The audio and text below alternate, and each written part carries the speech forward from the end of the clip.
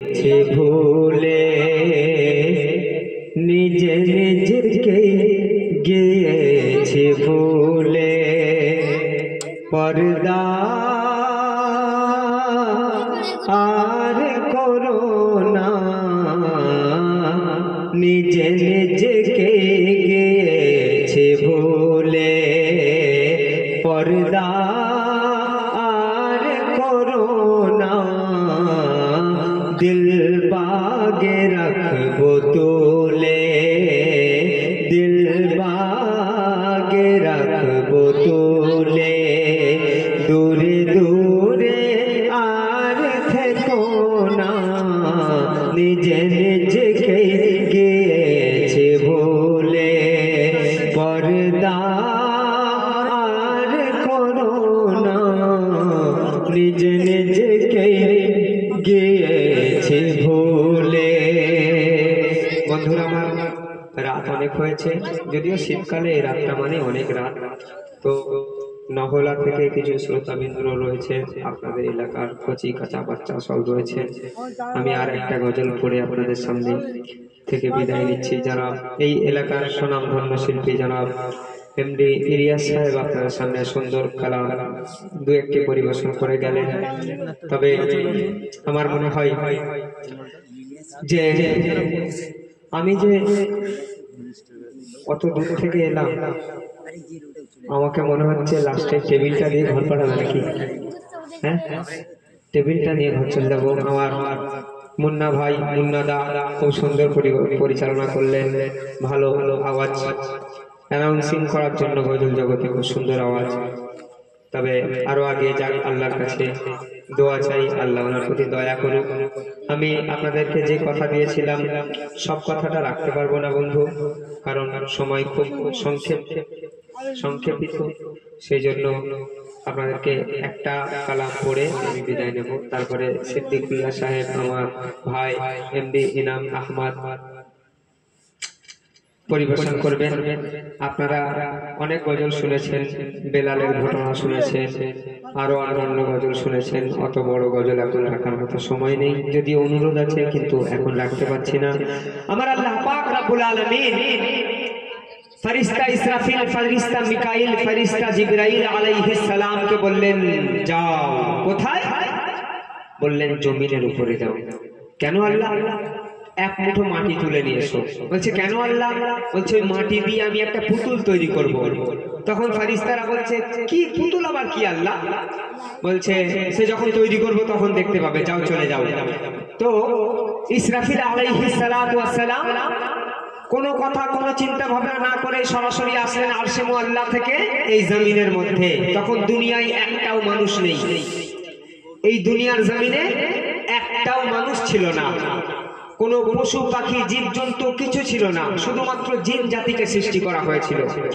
জিন জাতির পরে আল্লাহ পাক রব্বুল আলামিন ইসরাফিলকে বললেন ইসরাফিল ওই দুনিয়ায় চলে যাও। কেন আল্লাহ? মাটি নিয়ে এসো। কেন আল্লাহ? একটা পুতুল তৈরি করব। ইসরাফিল কোনো চিন্তা ভাবনা না করে আসলেন, এক মুষ্টি মাটি নিতে গেলেন, এক মুঠো।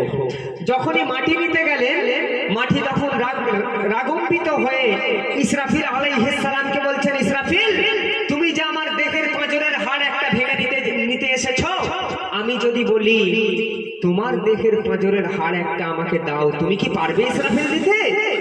ইসরাফিল তখন বলছে না রে মাটি, আমি দিতে পারবো না। তখন মাটি বলছে তাহলে আমার দেহের পাঁজরের হাড় তুমি কেন ভাঙতে এসেছো?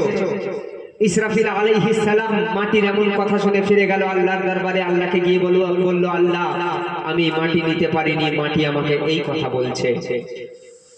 তখন তারপর আসলেন ফেরেশতা মিকাইল আলাইহিস সালাম। মিকাইল আলাইহিস সালাম যখন আসলেন, মিকাইল মাটি নিতে যাবেন, এমন সময় মাটি তখন বলছে মিকাইলকে, মাটি মিকাইল তুমি যে আমার দিলটাকে খুলে নিতে এসেছো, আমি যদি বলি তোমার দিলটা আমাকে দাও, তুমি কি দিতে পারবে মিকাইল? মিকাইল বলছে না রে না, আমি দিতে পারবো না। তাহলে আমার দিল কেন নিতে এসেছো? মিকাইলও নিতে পারলো না, মাটি ফিরে গেল। তারপর আসলেন হযরত জিবরাইল আলাইহিস সালাম। জিবরাইল এসে যখন মাটি নিতে আসলো, ওই একই কথা আবার জিবরিলকে মাটি বলল। জিবরাইল আলাইহিস সালামও ফিরে গেলেন আল্লাহর আরশে মুআল্লায়, গিয়ে বললেন আল্লাহ আল্লাহ মাটি এই এই এই এই আর্তনাদ করছে, আমি মাটি নিতে পারিনি। তিনজন ফেরেশতা ব্যর্থ হয়ে ফিরে আসলো। আল্লাহ পাক রব্বুল আলামিন ফেরেশতাদেরকে বলছেন, বলে রহমান শোনো মোর ফরমান, করব সৃজন আমি হযরত আদম। বলে রহমান শোনো মোর ফরমান, করব সৃজন আমি হযরত আদম।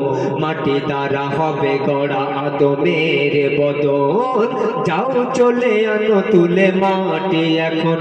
হা হা বলে রহমান শোনো মোর ফরমান, করব সৃজন আমি হযরত আদম। মাটি দ্বারা হবে গড়া আদমের বদন, যাও চলে আনো তুলে মাটি এখন। হা হা বলে রহমান শোনো। তারপর শুনবেন, বেশটা পুরো কেটে একটু ভলিউম দাও তো। তারপর কি বললো? প্রথম তিন ফেরেশতা এলো, ব্যর্থ হয়ে ফিরে গেল। প্রথম তিন ফেরেশতা এলো, ব্যর্থ হয়ে ফিরে গেল। কেন? তাদের বলে এই মাটি পারবে কি দিতে সিনার কাঠে। তাদের বলে এই মাটি পারবে কি দিতে দেহের কাঠি। অবশেষে আজরাইল এলো। যখন তিনজন ফেরেশতা ব্যর্থ হয়ে ফিরে গেল আল্লাহর দরবারে, মাটি নিয়ে যেতে পারলো না। সবশেষে আল্লাহ পাক রব্বুল আলামিন আজরাইল আলাইহিস সালামকে বললেন, আজরাইল যাও মাটিতে মাটি নিয়ে এসো। অবশেষে আজরাইল এলো, অবশেষে আজরাইল এলো। বিসমিল্লাহ বলে মাটি তুলে নিল। আজরাইল যে মাটিকে জিজ্ঞাসা করবে বা মাটিকে কিছু বলার সুযোগ দেবে, এই সুযোগই নিলেন না, বরং আসলেন আর থাপাস করে এক মুঠো মাটি নিয়ে নিলেন। অবশেষে আজরাইল এলো, বিসমিল্লাহ বলে মাটি তুলে নিল। আর তখন থর থর কাঁপে জমিন তখন। কেন? চার রঙে রাঙা মাটি নিল যখন। আজরাইল আলাইহিস সালাম এক মুষ্টি মাটি নিলেন। সেই মাটির টোটাল এক মুষ্টি মাটির কালার কতগুলো ছিল জানেন? 4টে রং ছিল, 4টে রং। প্রত্যেকটা মানুষের দিকে লক্ষ্য করে দেখবেন, এই 4 কালারের বাইরে কোনো মানুষ নেই। আজরাইল এই 4 কালার মাটি নিলেন। থরে থরে কাঁপে জমিন তখন, 4 রঙে রাঙা মাটি নিল যখন। আরো শেষে মাটি হাতে ফিরল যখন, চুপ চুপ করে থাকে ওরে মাটি তখন। ওগো বলে রহমান শোনো মোর ফরমান। আজরাইল আলাইহিস সালাম तमाम পৃথিবী থেকে চুনে এক মুষ্টি মাটি নিলেন। মাটির কালার ছিল 4টে, আর এক মুষ্টি মাটির ওজন ছিল আজরাইল আলাইহিস সালামের 40 মণ। জোরে বলুন সুবহানাল্লাহ। আজরাইলের এক মুঠো মাটির ওজন কত? 40 মণ। এই 40 মণ মাটি নিয়ে আরশের দরবারে গেলেন। আরশের দরওয়াজার সামনে রেখে দিয়ে আল্লাহকে বলছেন, শত মাটি নিয়ে আজরাইল বলে নৌ আল্লাহ ভরাও দিল। আল্লাহ তুমি হুকুম করেছিলে 3 জন ফেরেশতা প্রথমে ফিরে এসে পারেনি মাটি আনতে।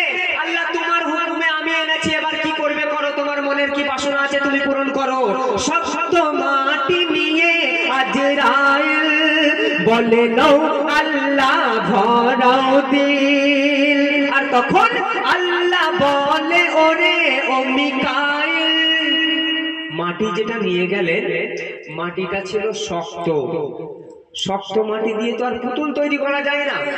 আল্লাহ তখন পানির ফেরেশতাদের সর্দার মিকাইল আলাইহিস সালামকে বলছেন, মিকাইল আল্লাহ বলে ওরে ও মিকাইল, রিমঝিম বৃষ্টি করে নাজিল।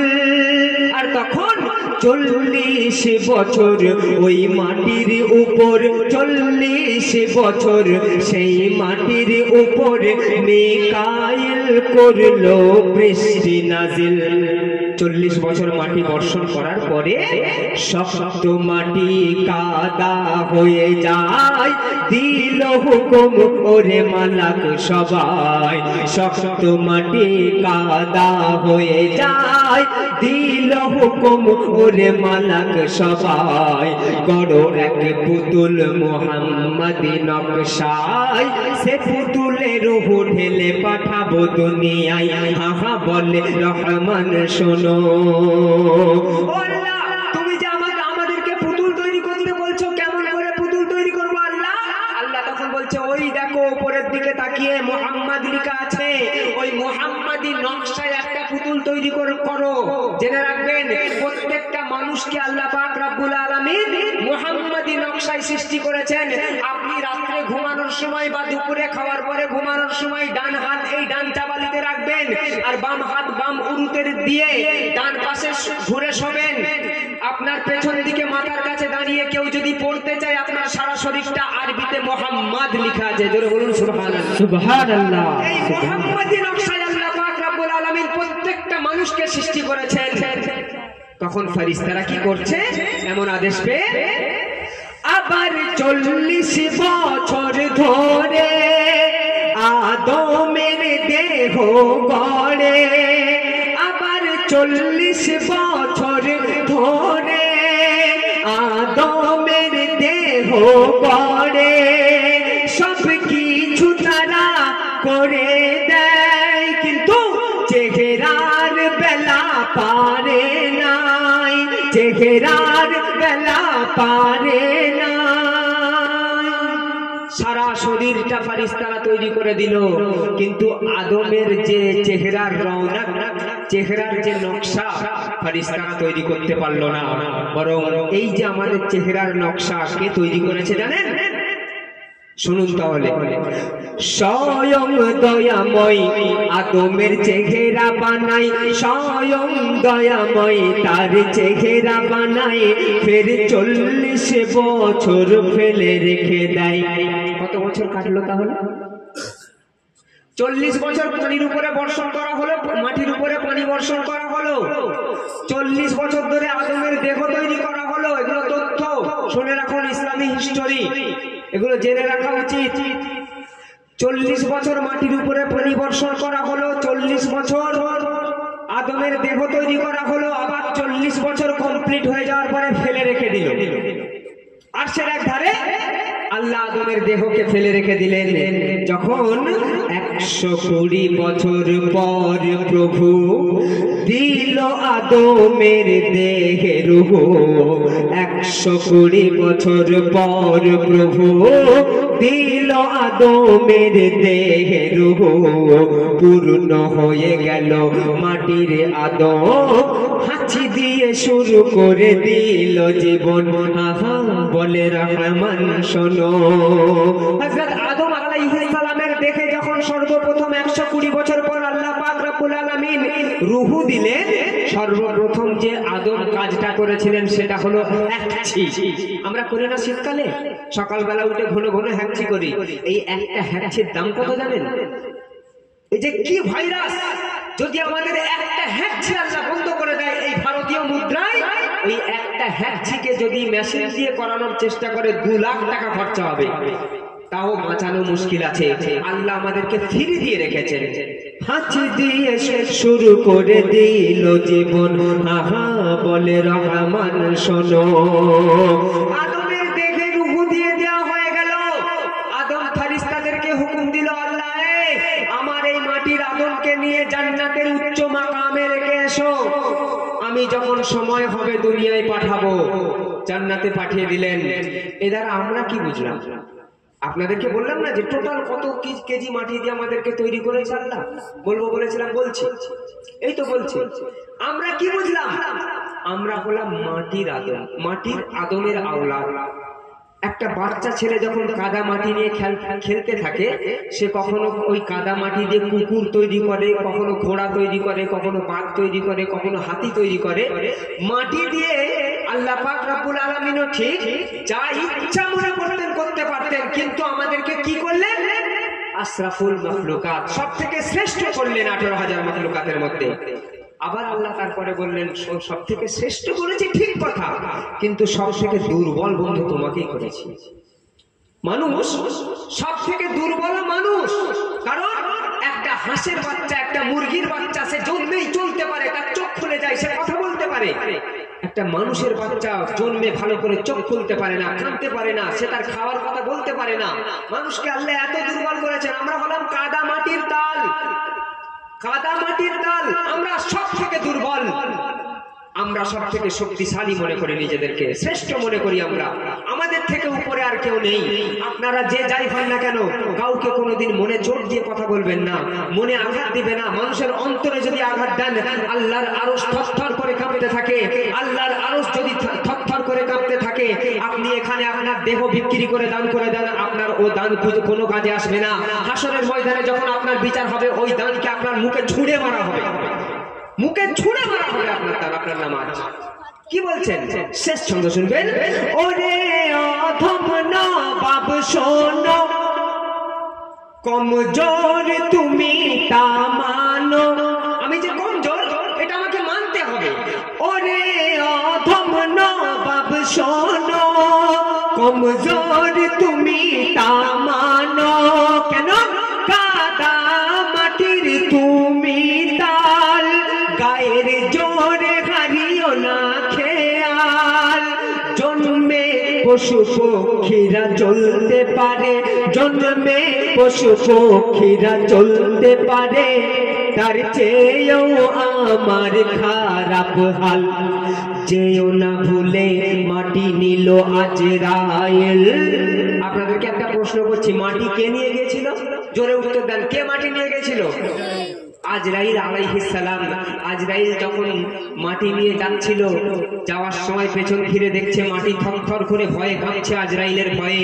তখন আজরাইলের মনে একটু দয়া হয়েছিল, দয়া।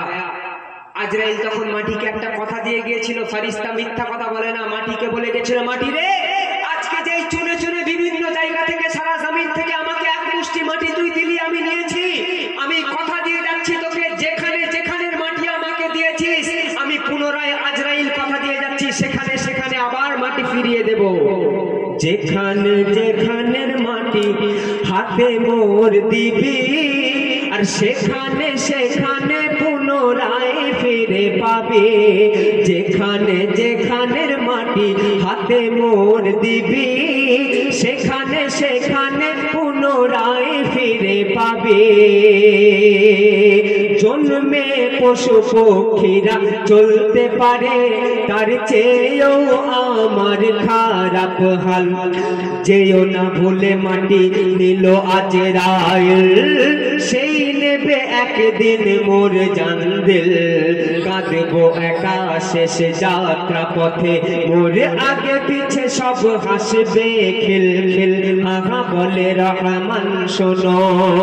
দেখেন না, আমরা যখন আমাদের পাড়ায় কেউ মরে যায়, বা আপনাদের পাড়াতে যে কেউ ইন্তেকাল করে, মাইয়েতকে যখন খাটে শুইয়ে নিয়ে যাওয়া হয়, জানাজা পড়ার পরে কবরস্থানে দাফন করার জন্য, মাটি দেওয়ার জন্য, সামনে ফচকে প্যাচকারা কিছু হাসতে হাসতে খেলতে খেলতে যায়, আর পেছনেও মানুষ কিছু সাথে সাথে যাচ্ছে, মাইয়েতের পেছনে পেছনে হাসতে হাসতে গল্প করতে করতে যাচ্ছে।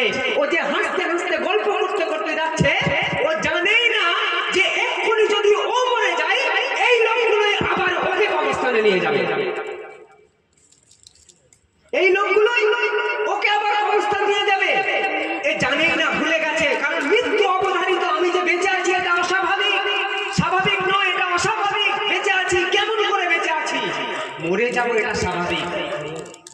মরতে যে হবে এটা স্বাভাবিক, মরতে যে হবে এটা স্বাভাবিক। তাই কবি বললেন, এ গাফিল বান্দা শুনে যা, কার সাথে যাস কোন ঘরে। এ গাফিল বান্দা শুনে যা, কার সাথে যাস কোন ঘরে। ওই লোকেরাই কান্ধে করে কাল আসবে তোরে। গাফিল বান্দা শুনে যা, কার সাথে যাস কোন ঘরে জন্মে পশু পক্ষীরা চলতে পারে তার চেয়েও আমার খারাপ হাল যেও না ভুলে মাটি নিল আজরাইল সেই নেবে একদিন মোর জান দিল কাঁদবো একা শেষ যাত্রা পথে মোর আগে পিছে সব হাসবে খেল খেল হা হা বলে রহমান শোনো মোর ফরমান